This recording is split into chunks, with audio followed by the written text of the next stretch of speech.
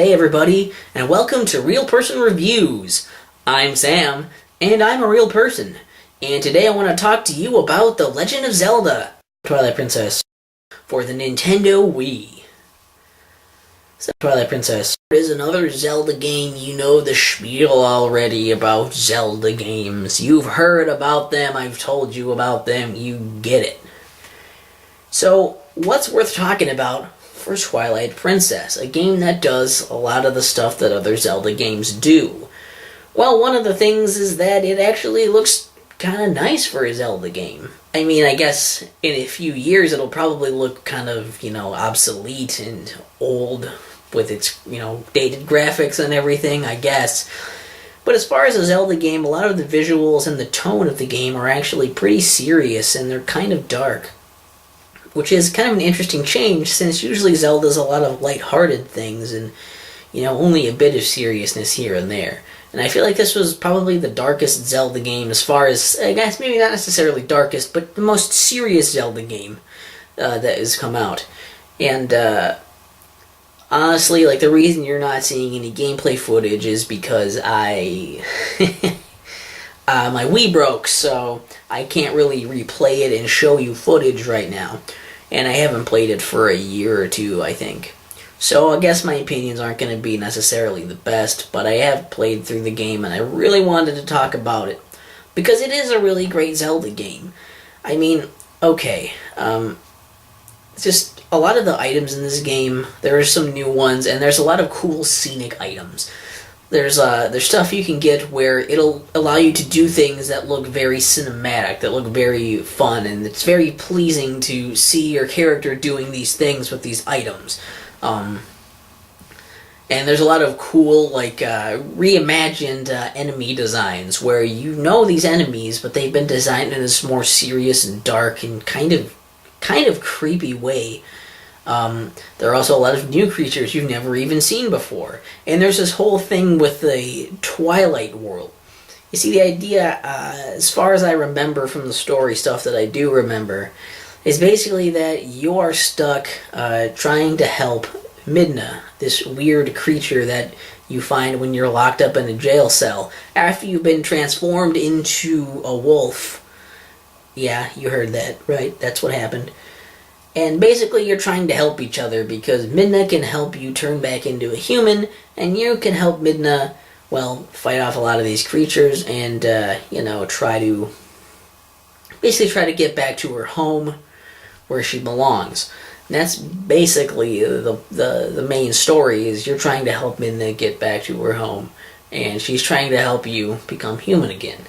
And it is actually a pretty interesting dynamic, because a lot of that is it's just cool, I think, just because, for one thing, turning into a wolf means you have a different set of moves. You can kind of run around quickly when you're a wolf, and you can attack enemies, you can smell certain scents, you can see certain things that you wouldn't be able to see as a human, and the combat style is just totally different. So it's cool to be a wolf and see the different things you're able to do.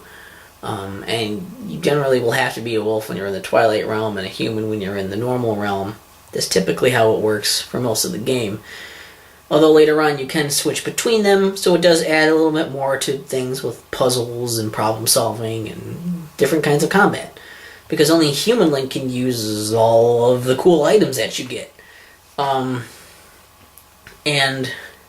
I think it's a neat dynamic, just because Midna doesn't seem like she's there just to help you.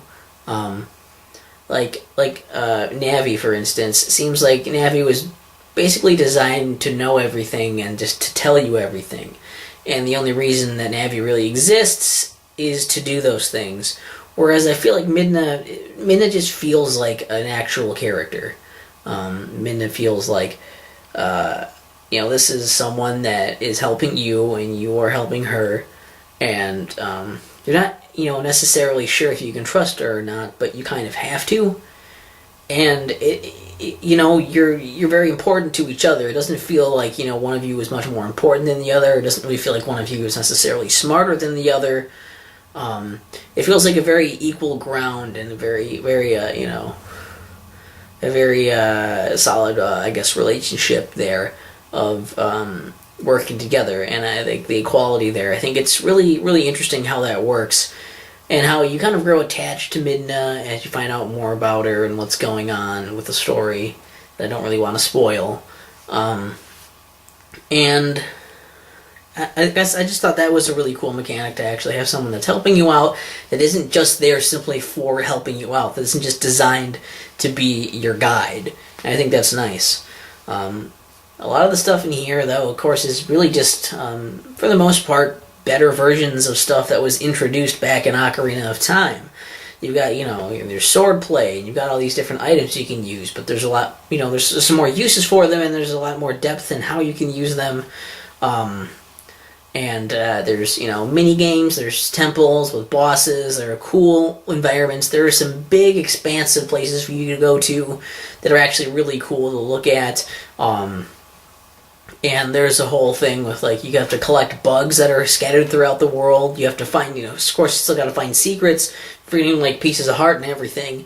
Although I believe in this game you have to collect 5 pieces of heart to get a heart container, which means basically just means there are more pieces of heart for you to find. So they had to scatter around more secrets. And a lot of the boss fights are really scenic and pretty awesome to do, along with having those cool items with which to do these boss fights. And I think just overall the whole game feels it is very serious, it also has a very cinematic feel. It can be really unsettling at times.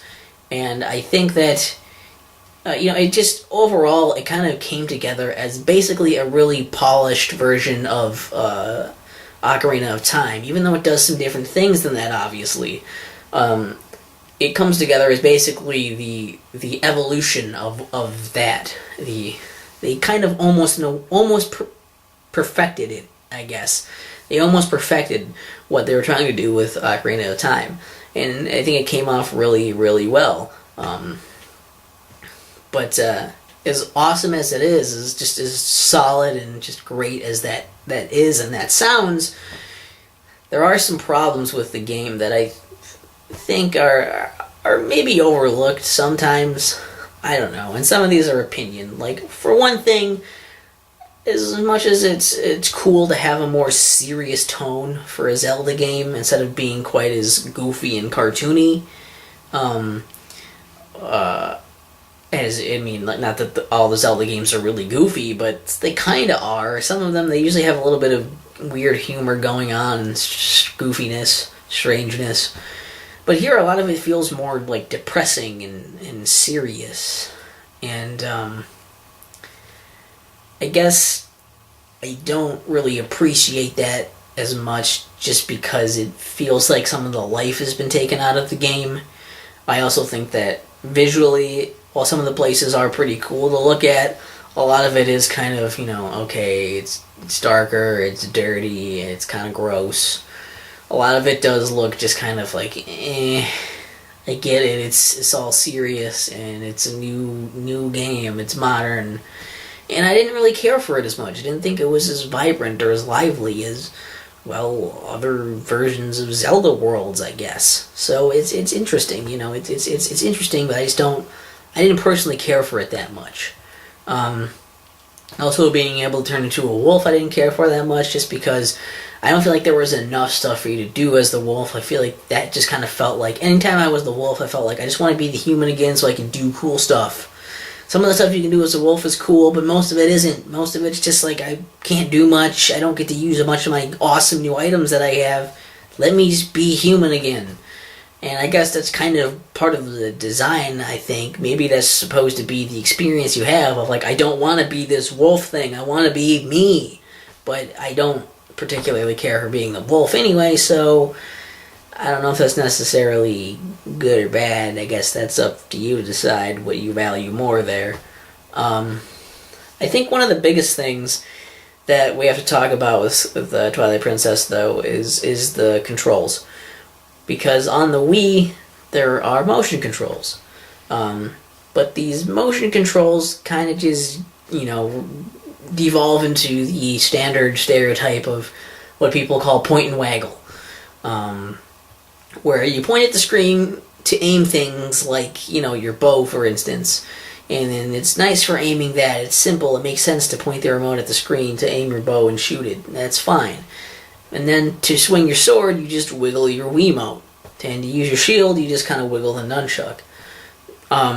The thing is, when you wiggle your Wiimote, your sword just slashes in a certain fashion. There's a pattern that it uses based on the context of if you're targeting an enemy, if you're moving towards them or away from them, or, if you're not targeting them. It all kind of depends on the context. And basically what it amounts to is that it doesn't matter at all how you're swinging that sword. All that matters is that it senses that you're, wiggling your Wiimote at all, and then it'll do the slashing for you. These things could have easily just been mapped to buttons instead, so they really didn't need to be on the Wii. The case in point, there was a GameCube version of it as well, which I think is cool that they were able to do that, but I guess as far as it being a Wii game, it's one where it doesn't feel like it needed to be a Wii game.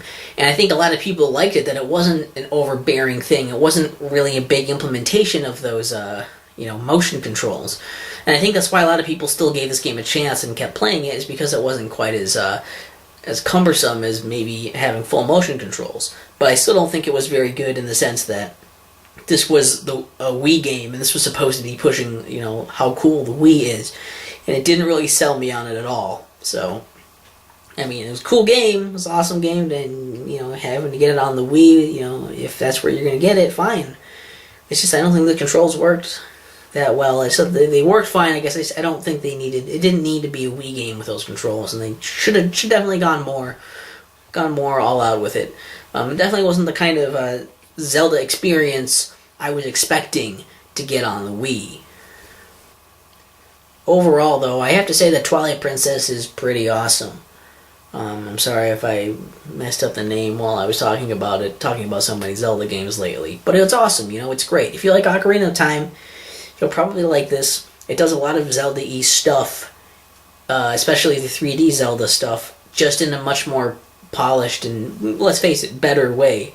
And while it might be missing a little bit of the charm and the lightheartedness, it definitely has a lot of cool scenic value to it, and it's just, atmospherically, I think it is pretty cool if you want to have a more serious and kind of, downer type Zelda game, I suppose, where it's good for that, and it feels like a more modern take on what Zelda would be, especially for the time. And it still functions just fine on the Wii. If you can get the GameCube version, if you really don't want to use those controls, then you can look for it. I think it's kind of expensive, though, because they didn't make a lot of those, I don't think. And, honestly, I think the last few times I've seen the game, it's been around $20, so definitely just pick it up. Just pick up Twilight Princess. Why not? It's great. If you have a Wii, you should have this game. It's probably one of the best, if not the best game on the Wii, in my opinion, obviously. And, yes, it's a great Zelda game. Definitely, just check it out if you're a Zelda fan, okay? I don't know what else to say to sum it up. It wasn't necessarily exceptional in any way, except that it was a perfection of what they were striving for with Ocarina of Time. So if that sounds good to you, buy it. And, I guess next I want to talk to you guys about the other Zelda game on the Wii. So definitely tune in next time. It's maybe going to be like a day or two later or something when I upload that. Where we're going to talk about Skyward Sword and how it stacks up.